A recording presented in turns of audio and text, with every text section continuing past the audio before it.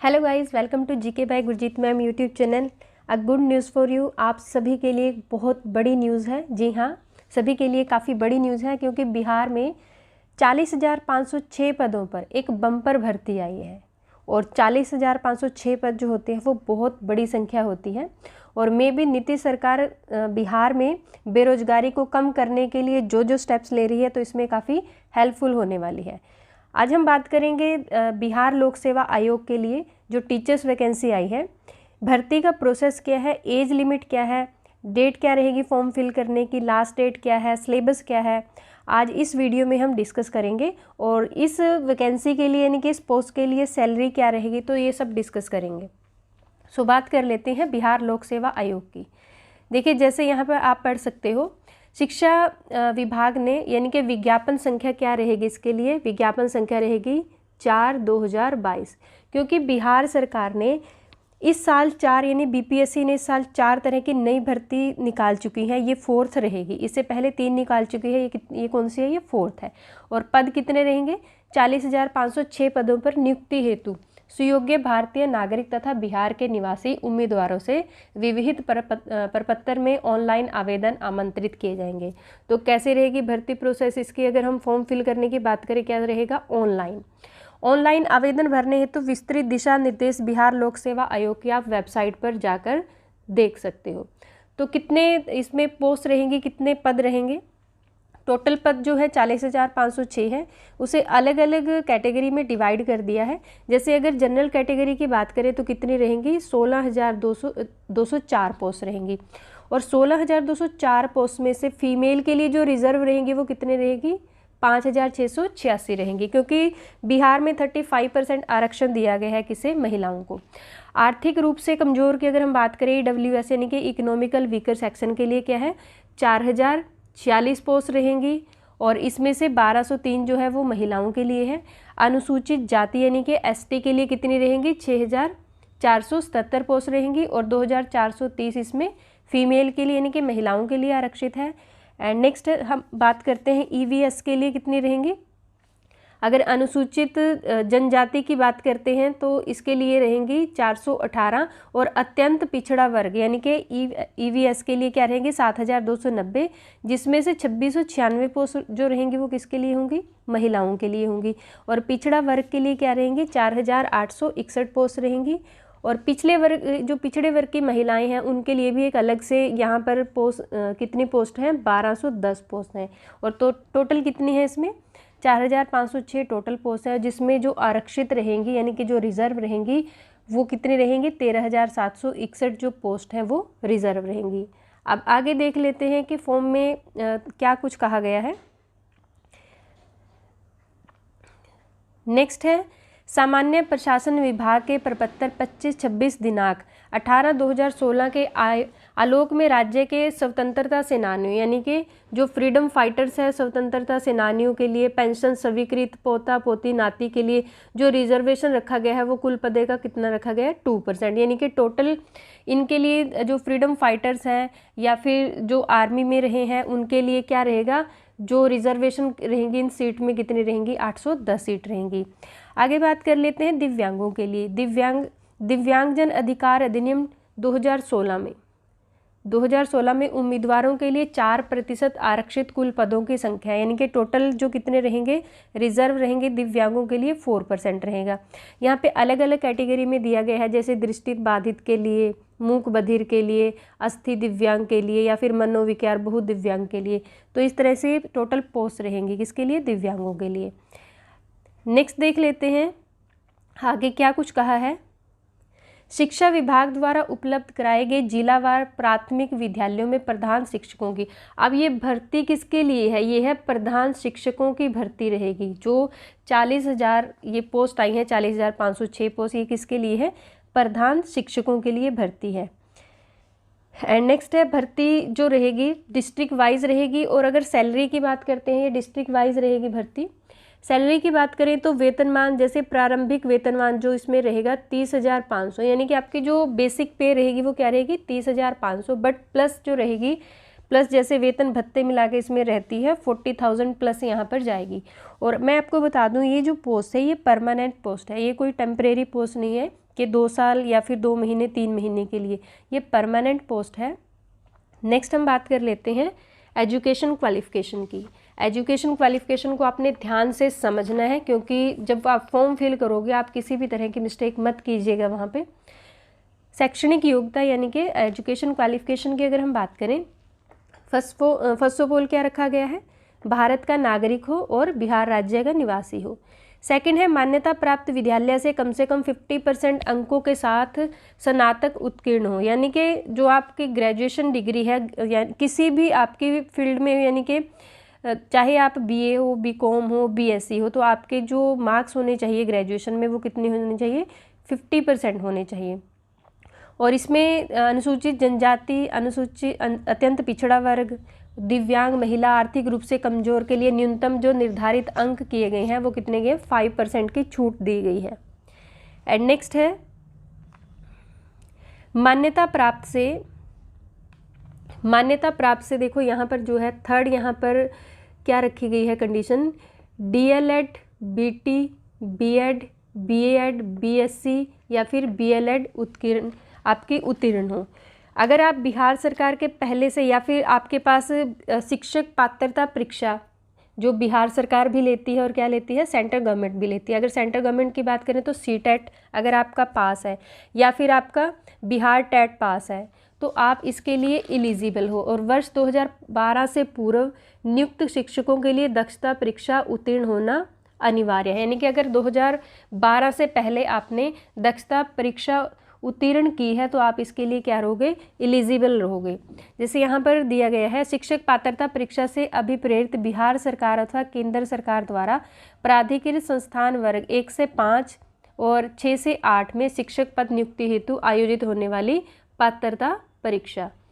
Next बात कर लेते हैं हम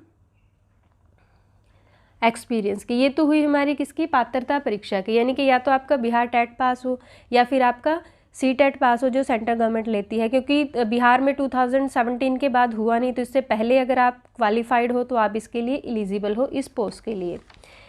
एंड नेक्स्ट है बात कर लेते हैं एक्सपीरियंस की। अब एक्सपीरियंस की अगर हम बात करते हैं, पंचायती राज संस्था एवं नगर निकाय संस्था अंतर्गत पंचायत प्रारंभिक शिक्षक नगर प्रारंभिक शिक्षा के मूल कोटि के पद पर न्यूनतम 8 वर्ष लगातार सेवा की हो, यानी कि इसमें क्या रहेगा, अगर 8 साल तक आप कंटिन्यू सर्विस में हो, किसके बिहार में अगर आप पहले से ही एक टीचिंग प्रोफेशन में हो, टीचर की जॉब पे हो या फिर पंचायती संस्था नगर निकाय के अंतर्गत आपने 8 साल तक सेवा दी है तो आप इस पद के लिए एलिजिबल हो।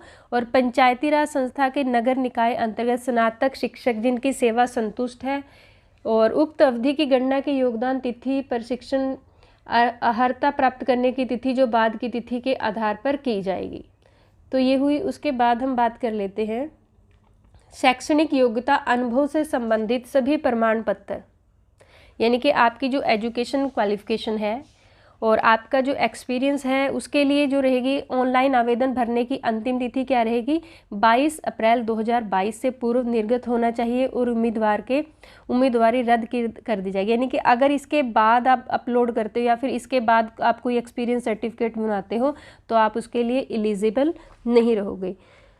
एंड नेक्स्ट हम बात कर लेते हैं इसके लिए अगर उम्र सीमा के इनके एज लिमिट की बात करें, मिनिमम यहाँ पे कुछ भी नहीं दिया गया कि मिनिमम कितनी होनी चाहिए, बट यहाँ पर मैक्सिमम दिया गया है, यानी कि आपकी जो एज है 60 ईयर्स से ज़्यादा नहीं होनी चाहिए और मिनिमम यहाँ पे कोई ऐसी कंडीशन नहीं रखी गई। एंड नेक्स्ट हम बात कर लेते हैं किसकी लिखित परीक्षा की, यानी कि चयन प्रोसेस क्या आपका रहेगा जो काफ़ी इंपॉर्टेंट है, जो आपने अच्छे से समझना है। फर्स्ट ऑफ ऑल बात कर लेते हैं लिखित परीक्षा की।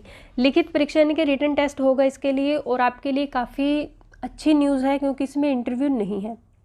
अब 3-4 जितनी भी वैकेंसी निकली हैं बीपीएससी की तरफ से तो उनमें इंटरव्यू है ही नहीं, तो आप अपनी अच्छी सी प्रिपरेशन करके अच्छी तैयारी करके यहाँ पर अपना सिलेक्शन ले सकते हो। कोई मुश्किल नहीं होता सिलेक्शन लेना क्योंकि काफ़ी अच्छी पोस्ट है, उसके लिए आपको मेहनत भी अच्छी करनी पड़ती है और आपको इसी चैनल पर इस पोस्ट से रिलेटेड, इस वैकेंसी से रिलेटेड आपको मैक्सिमम वीडियोस मिल जाएंगी। अगर आप चैनल पे नए हैं, फर्स्ट टाइम चैनल को देख रहे हैं तो आप चैनल को सब्सक्राइब कीजिएगा। आप बता सकते हो कि किस सब्जेक्ट से रिलेटेड आपको वीडियो चाहिए, तो सभी के लिए कंप्लीट वीडियो यहाँ से प्रोवाइड की जाएगी और काफ़ी स्टैंडर्ड क्वेश्चन होते हैं वीडियोज़ में।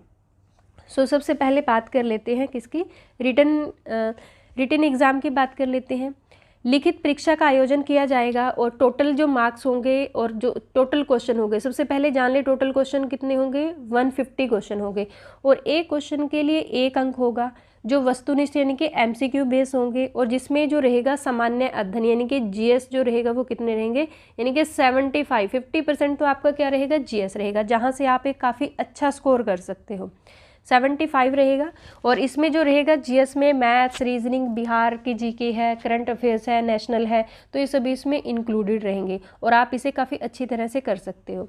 सेकंड जो 75 मार्क्स होंगे वो किसके होंगे, DL-ED यानी कि जो आपने DL-ED में पढ़ा है उससे रिलेटेड यहाँ पर 75 क्वेश्चंस होंगे और वो भी मैं आपको बताऊँगी कि आपने कौन कौन सी बुक्स फॉलो करनी है और कैसे आपने स्ट्रेटजी बनानी है किसके लिए, एग्ज़ाम के लिए। और इसके लिए प्रत्येक प्रश्न का 1 अंक होगा और प्रत्येक गलत उत्तर के, यानी कि यहाँ पर आपने ध्यान रखना है कि नेगेटिव मार्किंग भी होगी, कितनी होगी, 0.25। अगर आपका इसमें नेगेटिव मार्किंग कैसे होगी, यदि आपका एक क्वेश्चन गलत है तो आपका 0.25 आपके मार्क्स कट जाएंगे और अगर आपके 4 क्वेश्चन गलत है आपका 1 मार्क्स यहाँ पर कट जाएगा। और परीक्षा की अवधि यानी कि टाइम ड्यूरेशन कितना रहेगा, 2 घंटे रहेगा, यानी कि आपने 150 क्वेश्चन कितने टाइम में करने होंगे, 2 घंटे में, 2 घंटे यानी कि 120 मिनट में। तो आपको यहाँ पर एक अच्छी स्ट्रैटेजी के साथ चलना होगा, अच्छी स्पीड के साथ चलना होगा और एक अच्छी प्रैक्टिस करनी पड़ेगी, क्योंकि 150 क्वेश्चन करना कितने मिनट में, 120 मिनट में, तो उसके लिए काफ़ी अच्छी स्ट्रैटेजी और प्रैक्टिस की ज़रूरत होती है। नेक्स्ट है, आगे बात कर लेते हैं इंटरव्यू। इसमें देखो इंटरव्यू नहीं लिया जाएगा, ठीक है, इसमें इंटरव्यू नहीं लिया जाएगा, बट इसमें क्या दिया गया है, इंटरव्यू के बाद इंटरव्यू तो है ही नहीं इसमें आपको क्या देखना है कि जो सामान्य वर्ग के उम्मीदवारों को, देखिए यहाँ पर जो सेकंड में है, सामान्य वर्ग के उम्मीदवारों को यानी कि जो जनरल कैटेगरी से होते हैं उसमें उन्हें इस एग्ज़ाम में कितने मार्क्स लेने पड़ेंगे, 40%, यानी कि आपको 40% मार्क्स इसमें लेने पड़ेंगे। 40% मीन्स आपको 60 से ज़्यादा मार्क्स यहाँ पे लेने पड़ेंगे। अगर आप 60 से ज़्यादा मार्क्स लेते हो, यहाँ पर स्कोर करते हो, तभी आपकी कुछ पॉसिबिलिटी बन सकती है इस पोस्ट के लिए। और पिछड़ा वर्ग के उम्मीदवारों को कितने चाहिए, 36.5% यहाँ पर लेने पड़ेंगे। अत्यंत पिछड़ा वर्ग के उम्मीदवारों को 34% और अनुसूचित जाति महिलाओं और दिव्यांग को कितने चाहिए, मिनिमम जो यहाँ पर मार्क्स चाहिए 32% यहाँ पर मार्क्स चाहिए। ये आपने पॉइंट्स अच्छे से नोट करना है। एंड नेक्स्ट है, आगे देख लेते हैं विषयों के स्तर और विस्तृत पाठ्यक्रम आयोग वेबसाइट, आप BPSC की वेबसाइट पर जाकर देख सकते हो। और सिलेबस के रिगार्डिंग आपको वीडियो प्रोवाइड कराऊंगी मैं। नेक्स्ट वीडियो जो रहेगी वो सिलेबस के रिगार्डिंग रहेगी, कौन कौन सी बुक्स आपने फॉलो करनी है, कौन से प्रैक्टिस सेट आपने फॉलो करने हैं, और इस चैनल पर भी मैं आपको वीडियो प्रोवाइड कराऊंगी। नेक्स्ट है, अब इसके लिए आप जैसे रिटन एग्ज़ाम की आप तैयारी करते हैं, सो मेरिट बनेगी उसके लिए। लिखित परीक्षा के परिणाम के आधार पर सफल अभ्यर्थियों के औपबंधिक मेधा सूची तैयार की जाएगी, यानी कि मेरिट यहाँ पर तैयार की जाएगी। एंड नेक्स्ट है, अब ऑनलाइन इसमें क्या रहेगा, आपको फॉर्म फिल करने पड़ेंगे और इसके लिए जो आपने क्या क्या वहाँ पर डॉक्यूमेंट आपको लेके जाने, इनके जो अपलोड करने पड़ेंगे आपको। ऑनलाइन आवेदन पत्र में इंगित कॉलम के आरक्षण का दावा नहीं करने का आरक्षण लाभ नहीं मिलेगा, आपको वहाँ पे अच्छे से फिल करना है अगर आप रिजर्व कैटेगरी में आते हो। जाति के आधार पर आरक्षण का लाभ उन्हीं उम्मीदवारों को मिला जाएगा जिनका स्थायी निवास बिहार राज्य में है। और अनुसूचित जाति के जो भी जाति प्रमाण पत्र, स्थायी मूल्य यानी कि डोमिसाइल जो है वो आपको अपलोड करना होगा जब भी आप फॉर्म फिल करोगे। है नेक्स्ट हम देख लेते हैं, अब ये सारे आप पढ़ लेना आप अच्छे से, इसमें काफ़ी कुछ दिया है, आपने इन सबको अच्छे से रीड कर लेना है। एंड नेक्स्ट है, अब जो शेड्यूल कास्ट या फिर शेड्यूल ट्राइब ST के लिए या फिर EBC के लिए जो भी कैटेगरी दी है उसके लिए कोड बनाया है BSc ने। जैसे अनुसूचित जाति के लिए यानी कि ST के लिए क्या कोड बनाया है, कोड नंबर 2 है। एंड ST के लिए SC के लिए बनाया है 2 और ST के लिए क्या बनाया है 3 बनाया है। एक्सट्रीमली बैकवर्ड क्लास के लिए क्या बनाया है कोड नंबर 4। तो जिस भी आप कैटेगरी में आते हो आपको ये कोड नंबर फिल करना पड़ेगा। बैकवर्ड क्लास के लिए बनाया है 5 और EWS के लिए बनाया है 7। तो ये कोड आपको अच्छे से फिल करना है जब भी आप फॉर्म फिल करोगे। एंड नेक्स्ट है सामान्य प्रशासन विभाग बिहार की दी सूचना 962 दिनांक 22/1/2021 के आलोक में दिव्यांगों के लिए, यानी कि दिव्यांगों के लिए जो इसमें किया गया है 4% आरक्षण दिया गया है। कितना है 4% आरक्षण दिया गया है। तो उसके लिए भी आपको अपना जो भी आपने सर्टिफिकेट जो प्रमाण पत्र बनाया है तो आपको साथ के साथ उसकी इन्फॉर्मेशन देनी पड़ेगी। अगर नहीं दी तो आपको इसका कोई भी लाभ नहीं मिलेगा। एंड नेक्स्ट देख लेते हैं अब आगे। ये सब पढ़ने का है, आप इसको आराम से पढ़ सकते हो। जो इम्पोर्टेंट है वो मैं आपको साथ साथ बताती जाऊंगी।